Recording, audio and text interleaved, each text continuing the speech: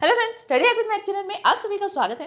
आज का जो हमारा टॉपिक रहेगा वो होगा features of Linux operating system part 3, जिसके अंदर हम बच्चों जितने भी यहाँ पर टॉपिक्स हैं लाइक 6 नंबर से यहाँ पर स्टार्ट करेंगे फीचर्स को। इससे पहले भी हमने बहुत सारे फीचर्स करे लाइक मल्टी टास्किंग की कैपेबिलिटी है, मल्टी यूजर कैपेबिलिटी है, communication, portable and machine independent. अब जो बच्चों के पॉइंट्स है वो इस वीडियो में हम डिस्कस करने जा रहे हैं, तो चलिए फटाफट से वीडियो को स्टार्ट करते हैं और देखते हैं next points of features of Linux operating system.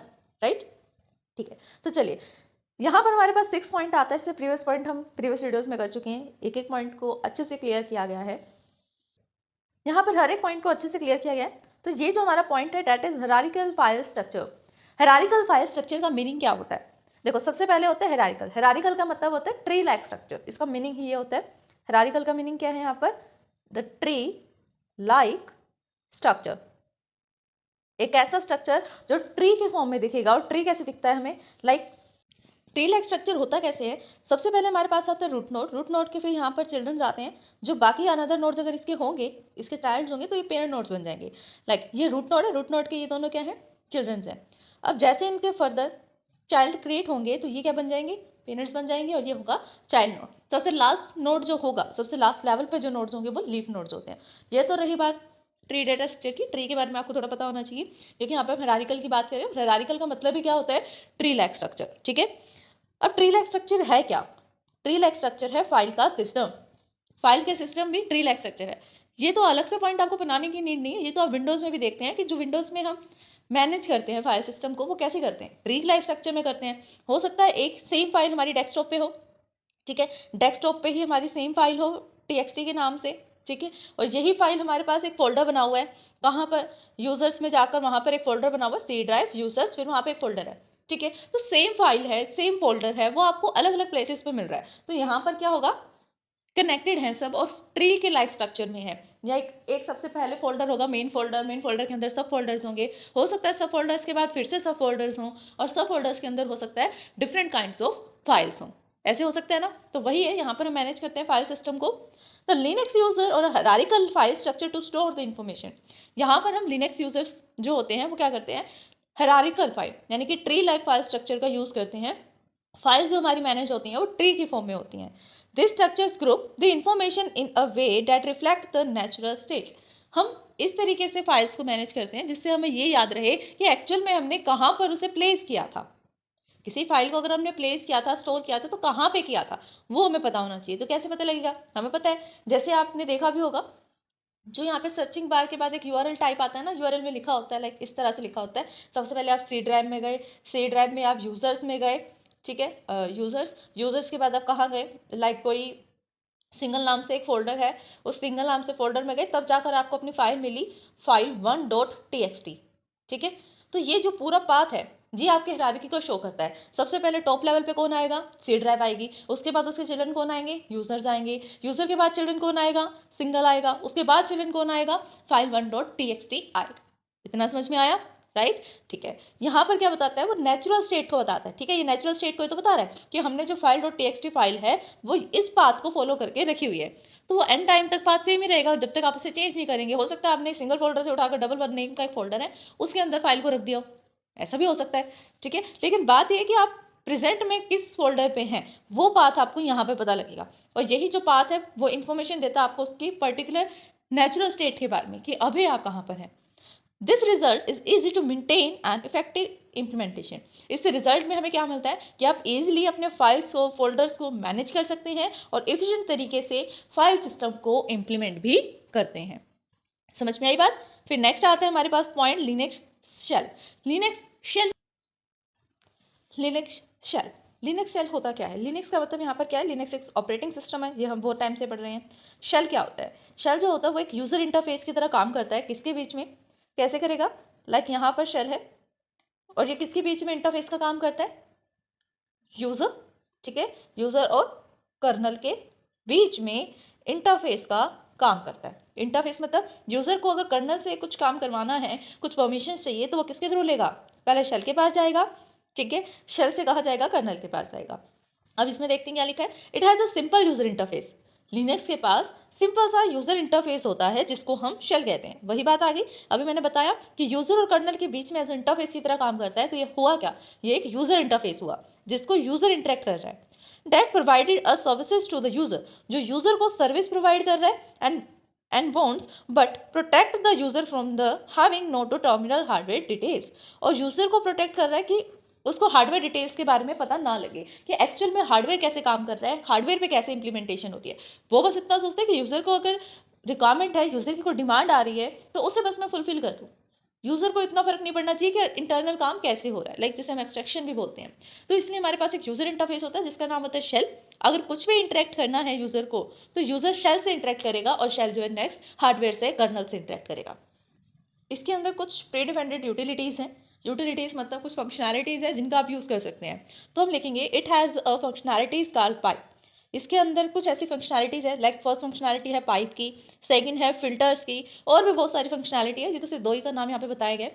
Functionality का मीनिंग क्या होता है कि आप कौन से फंक्शंस परफॉर्म कर सकते हैं, कौन से आप वर्क डन कर सकते हैं, कौन से काम कर सकते हैं। ठीक है, लाइक आप लिनक्स में क्या कर सकते हैं, आप कट कर सकते हैं फाइल को, कॉपी कर सकते हैं, पेस्ट कर सकते हैं, मर्ज कर सकते हैं, स्प्लिट कर सकते हैं, ओपन कर सकते हैं, क्लोज कर सकते हैं, और पासवर्ड चेक कर सकते हैं, पासवर्ड सेट कर सकते हैं, फाइल के ऊपर भी, पूरे सिस्टम के ऊपर यूजर्स क्रिएट कर सकते हैं और ग्रुप्स क्रिएट कर सकते हैं। तो नंबर ऑफ ऐसे फंक्शनैलिटीज़ हैं जो आप कर सकते हैं लिनक्स में, उन सबको हम यूटिलिटीज़ बोलते हैं। ठीक है, यहाँ पे सिर्फ तो ही बताई गई है। पाइप क्या होती है, पाइप जो कमांड्स होती है ना वो किस लिए यूज़ की जाती है। नॉर्मली तो हम एक टाइम पे एक ही कमांड का यूज़ करते हैं, सिंपल बात। एक टाइम पर हम एक ही कमांड का यूज़ करते हैं। जो बिगनर्स होते हैं, जो हाई लेवल होंगे, जिनका एक्सपीरियंस होगा इसको रन करने का, बहुत अच्छे से उसे लिनक्स रन करना आता है, तो वो क्या करते हैं, मल्टीपल कमांड्स को एक सिंगल टाइम पर रन करते हैं। तो मल्टीपल कमांड्स को सिंगल टाइम पर रन करने के लिए हम किसका यूज़ करते हैं, पाइप कमांड्स का। समझ में आया। मल्टीपल कमांड्स को सिंगल टाइम पर रन करने के लिए हम पाइप्स का यूज़ करते हैं। ऐसी फिल्टर्स कमांड होती है जो फिल्टर के लिए यूज़ की जाती है, डेटा को फिल्टर करती है। लाइक आप सोर्ट कमांड बोल सकते हैं, वर्ड काउंट कमांड बोल सकते हैं, और भी बहुत सारी कमांड्स हो सकती है। ठीक है, और यहाँ पे इन्होंने बताया है कि which permit the user to create the complex programs for a simple program. ठीक है, जो यूजर को अलो करती है कि वो कॉम्प्लेक्स से कॉम्प्लेक्स प्रोग्राम भी बना सकते हैं, सिंपल से सिंपल प्रोग्राम भी बना सकते हैं लिनक्स के अंदर। तो ये यूटिलिटीज इनमें हेल्प करती है। Software development tools. Software development tools क्या होते हैं, क्या होते हैं सॉफ्टवेयर डेवलपमेंट टूल। सॉफ्टवेयर क्या होता है, सबसे पहली बात, कोई एक एप्लीकेशन, कोई एक ऐसा सॉफ्टवेयर जिसका हम यूज़ करते हैं। डेवलपमेंट का क्या होता है, डेवलप करना, यानी कि बिल्ड करना। और टूल्स का मीनिंग क्या होता है यहाँ पर, सॉफ्टवेयर तो सॉफ्टवेयर है, डेवलपमेंट मीन्स डेवलप करने का प्रोसेस, एंड टूल्स क्या होते हैं, टूल्स मतलब ऐसे कुछ टूल्स या फिर ऐसे कुछ अनदर एप्स जिसका हम यूज़ करेंगे सॉफ्टवेयर को डेवलप करने में। राइट, यही मीनिंग होगा। सॉफ्टवेयर डेवलपमेंट टूल्स का मतलब होता है सॉफ्टवेयर को डेवलप करने वाले टूल्स जो हमें हेल्प करते हैं सॉफ्टवेयर को डेवलप करने में। तो Linux offer an excellent varieties of tool. ठीक है, लिनक्स जो है वो एक्सीलेंट वैरायटीज के हमें टूल्स प्रोवाइड करता है जिसका यूज करके हम सॉफ्टवेयर डेवलपमेंट कर सकते हैं फॉर ऑल फेजेस, हर एक फेज के लिए। क्योंकि आपको पता है सॉफ्टवेयर डेवलप करने के लिए नंबर ऑफ फेजेस होते हैं, जिसके लिए हम किसका यूज करते हैं, आंसर व्हाट, किसका यूज करते हैं सॉफ्टवेयर को डेवलप करने के लिए, SDLC का, सॉफ्टवेयर डेवलपमेंट लाइफ साइकिल। किसका, software development life cycle, SDLC। वो हमें बताती है कौन से फेजेस होते हैं। लाइक सबसे पहले यहाँ पर आता है हमारे पास प्लानिंग आता है, डिजाइनिंग आता है, कोडिंग आता है, उसके बाद टेस्टिंग आता है, इंप्लीमेंटेशन वगैरह जो हम बोलते हैं, टेस्टिंग, मेंटेनेंस, इस तरह से स्टेजेस हमारे पास आते हैं। तो ये स्टेजेस को ही फेज बोल रहे हैं कि हर एक फेज के लिए सॉफ्टवेयर डेवलपमेंट के टूल्स हमें प्रोवाइड करता है। प्लानिंग करनी है, प्लानिंग के लिए अलग टूल है, डिजाइनिंग करनी है, डिजाइनिंग के लिए अदर से टूल है, एनालिसिस करना है, एनालिसिस के लिए टूल है, कोडिंग करनी है, कोडिंग के लिए अलग प्लेटफॉर्म आपको मिलेगा, अलग टूल मिलेगा, टेस्टिंग के लिए अलग मिलेगा, मेंटेनेंस। ठीक है, ये सब आप कर सकते हैं, अलग अलग टूल्स आपको प्रोवाइड किए जाएंगे।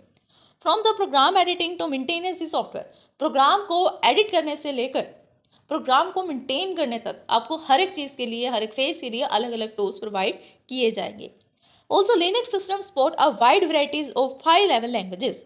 ऑल्सो लिनक्स का जो सिस्टम है वो बहुत सारी हाई लेवल लैंग्वेजेस को सपोर्ट करता है, जैसे कि सी, फोर्टन, पास्कल, कोबल, प्रलोग जो है अभी ज़्यादा फेमस है AI की वजह से। ठीक है, तो ये कुछ लैंग्वेजेस है जिसका ये यूज़ करता है। इसके अलावा बहुत सारी लैंग्वेज है, तो कुछ लैंग्वेजेस के नेम है, बाकी लैंग्वेजेस पे भी हम इस पर रन कर सकते हैं। नेक्स्ट हमारे पास आता है मैच्योरिटी। फिर आता है मैच्योरिटी। मैच्योरिटी का मतलब क्या होता है कि Linux is a time tested operating system. ठीक है, टाइम टेस्टेड ऑपरेटिंग सिस्टम का मतलब क्या है कि लिनक्स एक ऐसा ऑपरेटिंग सिस्टम है जो टाइम पर अपडेट होता है, टाइम पर टेस्ट किया जाता है। अगर उसके अंदर कुछ बगिंग आपको मिलती है तो आप उसे डिबग करते हैं, जो भी करेगा उसको डिबगिंग, तो वो टाइम पर ठीक होता रहता है अगर कुछ प्रॉब्लम आती है उसमें। तो it offer a bug free environment. पहली बात तो ये है मैच्योरिटी क्यों है, क्योंकि बग फ्री एनवायरनमेंट हमें देता है, क्यों देता है, क्यों इसमें बग नहीं आता?